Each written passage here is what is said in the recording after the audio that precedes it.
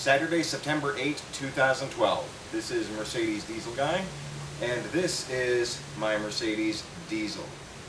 1983 Mercedes 240D. I've had this car since April. I've had a number of these cars in the past. This one is in the worst condition. I finally have my other projects out of the way. The Subaru Legacy project I was working on through the summer, it's done, it's on the road. The Impreza, which I was working on intermittently, is now in the junkyard. And the new engine is running in the van again. So, I finally have some time to start working on this car. Had it since late March, early April. It's been sitting in a barn for years. The inspection sticker ran out in 2007. And it needs practically everything. I'm going to start it up now and back it out of the garage. Unlike my 1972 Mercedes 220D, I do expect this car to start on the first bump of the key. Without further ado, here's the startup.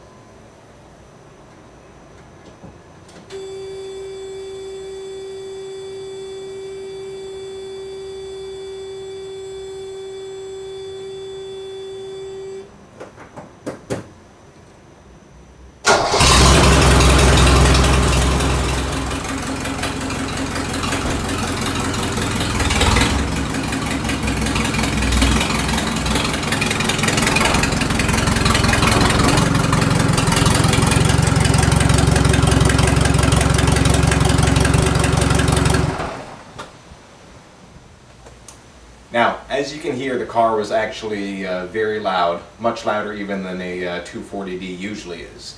The reason for that is there's actually no exhaust on the car. That's how I got it, but the seller did include a full brand new exhaust which was not yet installed. Looks like shortly after he put it into storage he took off the old exhaust and never put the new one on. That's just one of the known problems with this car. No exhaust on it at the moment.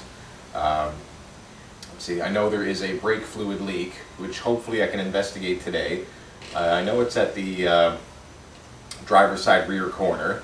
I'm hoping it's just a rubber line, but if it is a section of the steel line, I can certainly repair that. I've done it before. Car does need a clutch, according to the seller, so I'm going to have to replace that. Car's going to need standard tune-up items, a valve adjustment. Probably should pull the glow plugs and ream the carbon out of the holes, although the glow plugs do seem to be working fine. I'm not necessarily going to replace those right away. And there's just going to be a whole bunch of standard items I'm going to be tackling on this car. Thermostat housing, thermostat replacement, and I'm probably also going to pull the housing and replace the short hose there underneath the housing. Because those rarely do get replaced. Belts and hoses, all the standard stuff. The odometer stopped at 275,000. Seller estimated it at close to 295, but he doesn't really know. But it's a 240D with a manual transmission, so I'm really not too worried about it if it's a runner. When I did initially look at the car 6 months ago, I did pull off the oil cap, and there seemed to be minimal blow-by. So I'm going to get to work now, and I'm just going to show you a couple of things as I go along today. Well, I know this isn't easy to see, but it looks like I've localized the brake fluid leak. Seems to be the brake line, which runs above the runs above this piece right here. So. First I pumped the brakes and nothing happened, but I could hear some air squeezing out, so I kept pumping the brakes, and then I didn't hear that air sound anymore. Then I could hear fluid dripping on the ground, so the line had gone dry. So I'm going to have to go ahead and replace that line. I think it's actually leaking right above this piece right here. And if I'm interpreting things correctly, there's only the one brake line going towards the rear, which actually splits off to both rear calipers not too far, at a junction not too far from the differential. Obviously I'm going to have to look at this in more depth, but looks like there's the problem.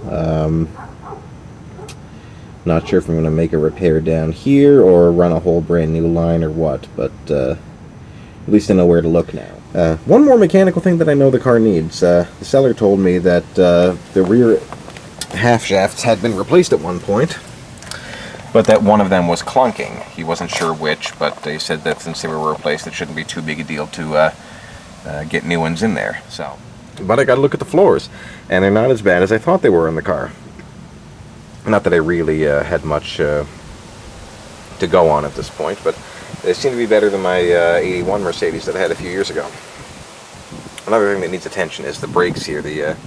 These rotors are way thin, and I don't know if they've been machined or what, but definitely need pads and rotors. These pads seem to be down really far.